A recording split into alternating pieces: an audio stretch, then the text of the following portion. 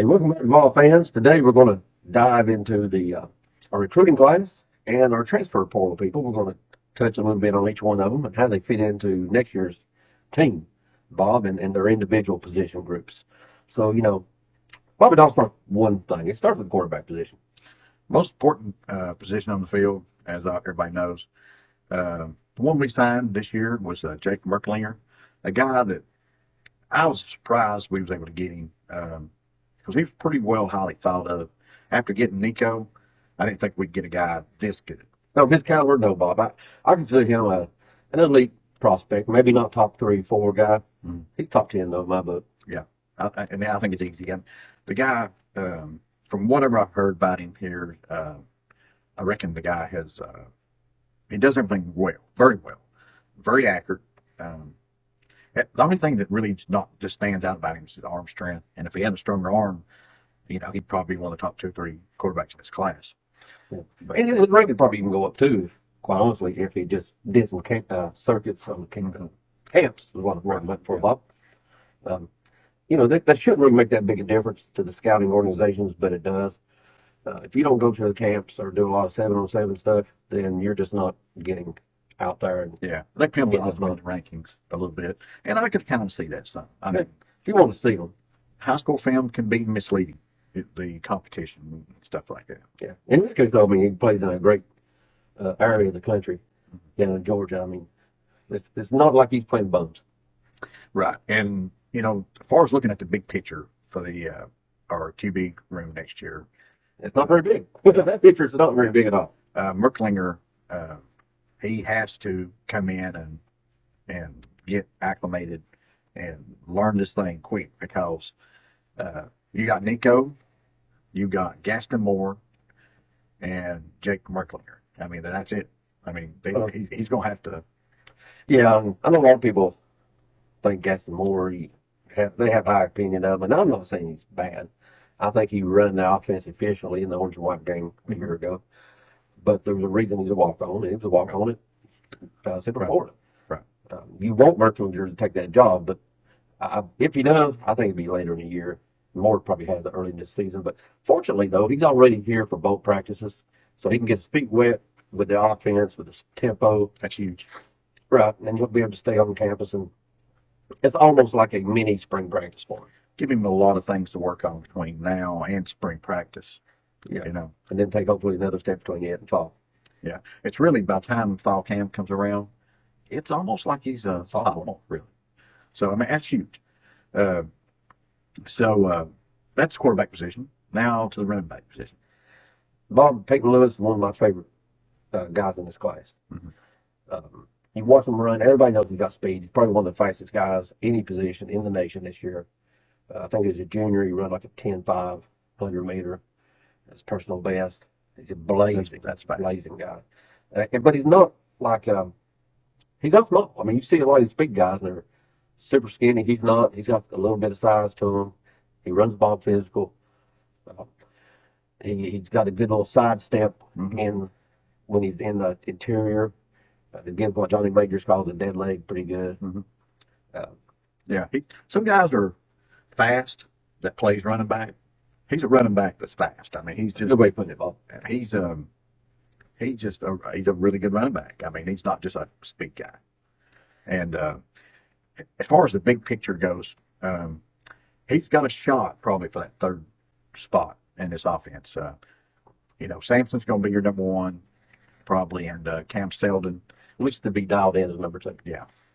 And then after that, it's a 3-way race for the 3rd spot with Khalifa Keith, Deshaun Bishop, and Peyton Lewis. So, he could possibly take that 3rd spot and get some quite a bit of game rep. You never know. You don't know that. At least, but he'll be in the competition for that 3rd spot, I believe. Our next room we're going to go to, Bob, is the wide receiver room, and I can't give it anything but an A. Just tremendous athletes, tremendous ball players in this group. Starts with Mike Matthews, 5-star out of Georgia, who I know you're a big fan, Bob. I'll let you talk a little bit more about Mike. Yeah, I watched a lot of his film. I was just trying to see why was he so good? Why was he ranked so highly? And a lot of these guys, when you watch them, he's like, hey, this guy high points. He's got really fast or great hands or something. He's like, what separates him from the pack? And I didn't see something that just, stood out. I think it's just because he did everything well. But Super smooth. yeah, I think he jumps off the film to me. he kind of remind me a little bit of Robert Mitchell. I mean, that's the guy that reminded me of, point to a former Vol. He, what got me about him was anytime the ball was thrown his way, it just seemed like he come down with it. It didn't matter if it was low or high or behind him or whatever. He caught the ball. I mean, and some guys just have a knack for positioning their body They're to, just ball players, man. yeah. I mean, they're just naturals at the position. And he's got a little bit, like you say, a little bit of dog in him. I mean, the guys, some people thought he was a safety, a year or two ago. Yeah, he was So he's a good one one. of the nation's top safety prospects a couple of years ago. I think the jumps off the film with him, to me, it is less definable. But I look at a lot of guys, they play in a bad classification, and they're just a man among boys. And he plays in a great classification. He's like a man among men. Yeah. Just look like he's a best athlete anytime he steps out on the field. And, he's poised for great things here, I believe. Yeah, I think so. Another guy, though, I love Braylon Staley.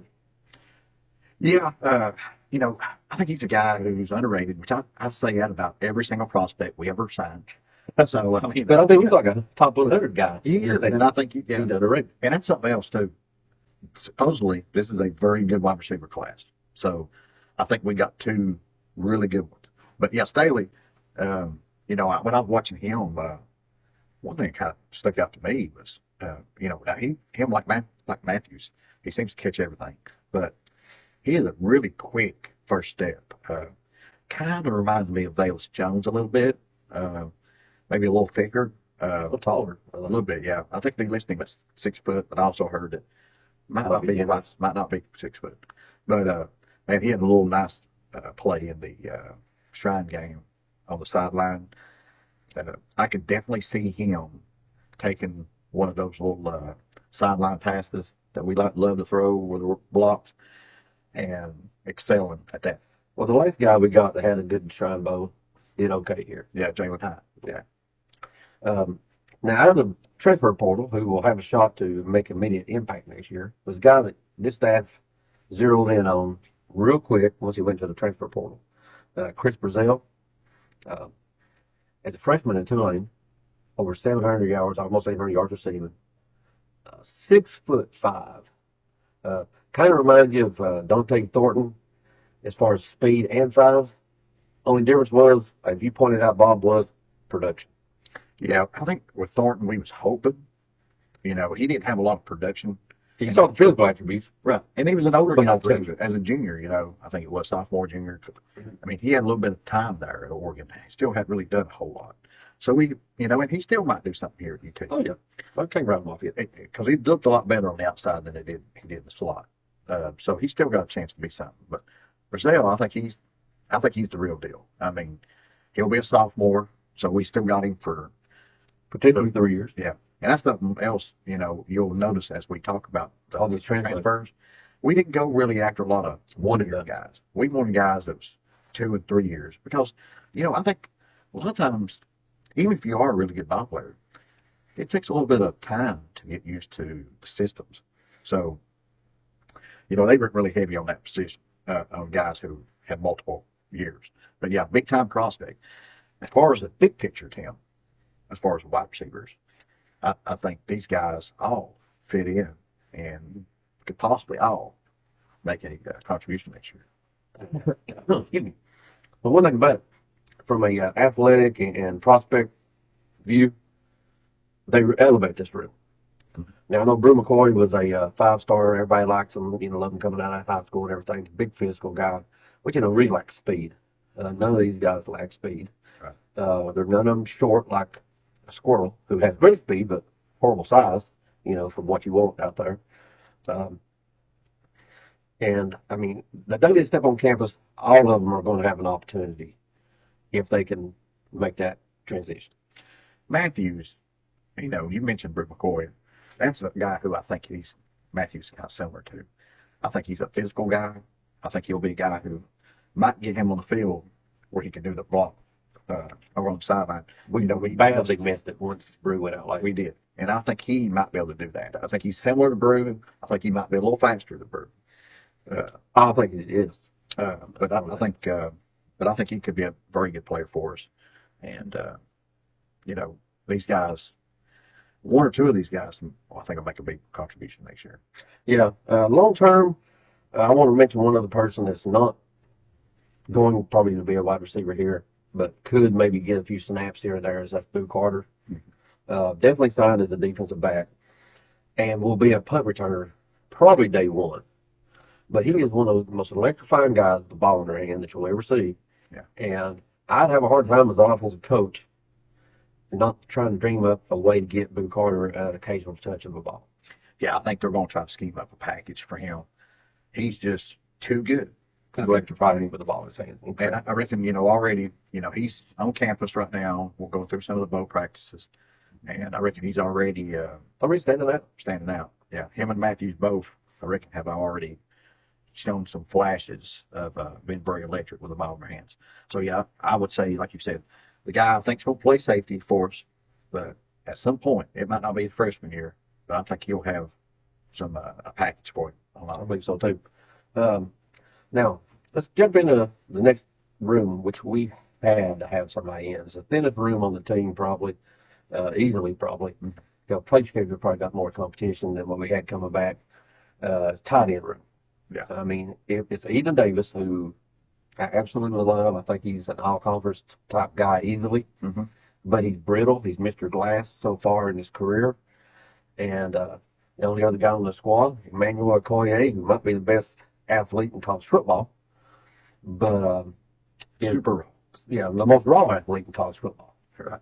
So we needed to have immediate help. And we went to the transfer portal and got one, Holden Stace. Mm-hmm. Yeah, he's not a bad ball player. I think he's not a huge guy, but I think he's big enough. He's right around that 240-ish, 242 range. I think he's big enough to be an inline guy for us. And he's going to need to play right off. And I think he will. There was one service ranked him as the number one tight end portal. Now, I thought that was being a little generous, but I think he's a good ball player. But that was a quality get and a huge get for the team. We need somebody that can come in and compete. He has to play. Yeah, he has to play. He has to play. Yeah. And he's able to stretch the field some too. I saw him going down some seam routes for Notre Dame. He's versatile. Mm-hmm. So he was gigantic. Probably one of the most important recruits we had, to be honest about it. Honestly, because of the need spot. Then we grabbed a high school kid out of California called Harrison. Mm-hmm. Luke Bloom. Yeah, didn't do a whole lot his junior year. I think he grew quite a bit between his junior and senior. I think he did. And had a much better senior year. So people start to take notice. He's probably not going to do much for us next year, but he really needs to try because we're basically got two guys. They'll definitely try to rush his development if it's possible. Mm-hmm. You just don't know that with him. But we had to get a high school kid out, and we needed some way immediate help from portal. Yeah, I thought we might try to get two portal tight ends, but the rumor out there was that maybe Davis would have frowned on that. Yeah, the age of the portal, look, whether you like it or not, but if a guy thinks is ready to get on the field and feels like they keep bringing somebody in or something, he can hit the portal. Yeah. And you don't want to lose. I mean, we're going to talk a lot about Ethan Davis in the next few minutes. I mean, potential. I think potential has the most of any player on this team. I mean, any position. So I mean, he's could be great if he can stay healthy. Yeah. Then it goes to the big ugly, Bob. We brought in 5 this year, so far. This is a group overall that the room needs help. We have not recruited the room the first couple of years the staff has been here as well. Now, it is a developmental position. Some of these guys, particularly from last year, I'm not counting out Shamara Uberov or a Bison Lane. I think there's a couple of guys that will get better and will become, good, valuable members of this team. Yeah. But we needed to hit it out of the ballpark, and we did pretty dang good with this offensive line. We did. I mean, Bennett Warren He's a tackle and pretty well highly thought of. I mean, he's a guy who I would not be surprised. They might get him some run next year. I mean, I don't know if he can push for a starting job, but I think he's going to be a really good one for us. Then you go down to William Satterwhite and Max Anderson, both probably guards. Yeah, interior offensive lineman, but really like both of those guys. We do. I mean, I think they're both potentially really good guards. Then you have Gabe Ginther out of Colorado. He was a guy who the staff loved, thought was very underrated, and was just hoping to snag him up and keep him. So he's the guy who's probably a tackle, but Could play guard. Could play guard. He could play either or, and his position might dictate based off of everybody else.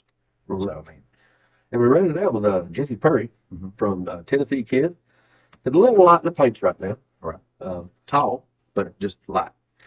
and played in the offense in high school where the pace was more rare than an actual sighting of Bigfoot. So he's truly one-dimensional with all he had to chase to in high school. And he's going to add some weight. But once again, offensive line's a developmental position. He's going to need a couple of years in the weight room. He's going to pack on some pounds. But a good-looking prospect. Yeah, I think it's just lowly rated just because he didn't go to the camps that much, and nobody ever saw him really do much pass pro. So, but as far as the run blocking, I thought he looked fantastic. So I think there's a lot of potential there. Mm-hmm. This is a position, too, I wouldn't be shocked to see if we don't continue to look into the portal to try to maybe grab a guard to push Kirk for next season. Yeah, I would be really surprised if we don't go out and get a guard, honestly. It may not be in this portal window. It could be post-spring, yeah. But I do believe we will bring in a guard from the portal because otherwise, I mean, about all the other positions are pretty well locked up. Yeah, it looks like Sprague's most likely back. Not official yet.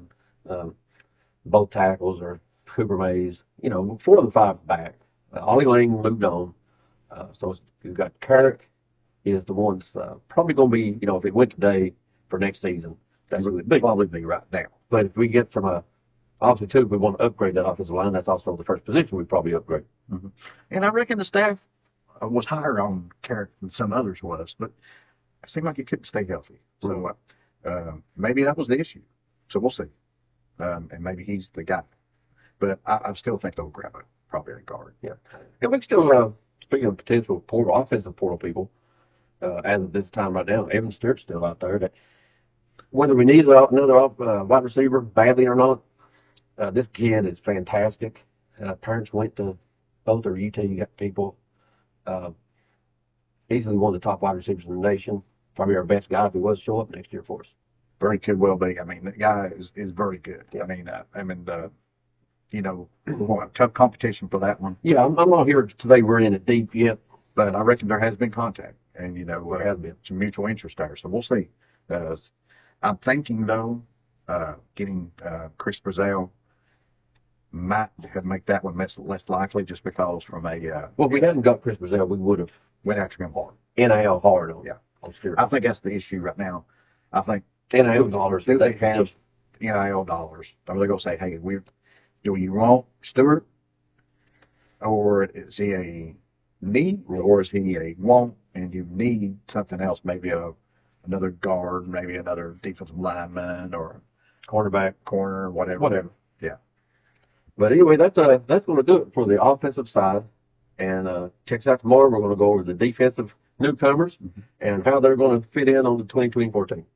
Right. So go Big Orange. Go Vols.